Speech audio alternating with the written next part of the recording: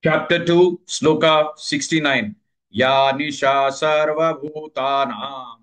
Ya Nisha Sarvabhutanam. Ya Nisha Sarvabhutanam.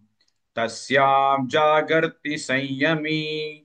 Tasyam Jagarti Sanyami. Tasyam Jagarti Sanyami.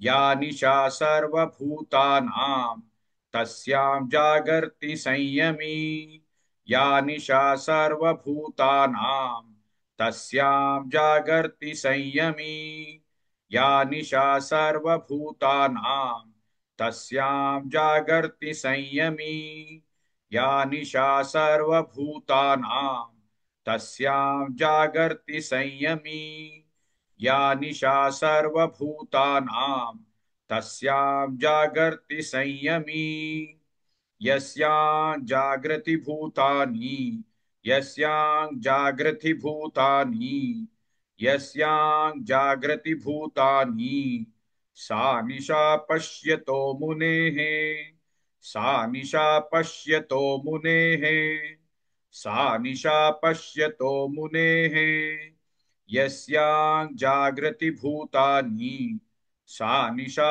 पश्यतो मुनेः यस्यां जागृति भूतानि सा निशा पश्यतो मुनेः यस्यां जागृति भूतानि सा निशा पश्यतो मुनेः यस्यां जागृति भूतानि सा निशा पश्यतो मुनेः यस्यां जागृति भूतानि सा निशा पश्यतो मुनेः या निशा सर्वभूतानां तस्यां जागर्ति संयमी यस्यां जागृति भूतानि सा निशा पश्यतो मुनेः.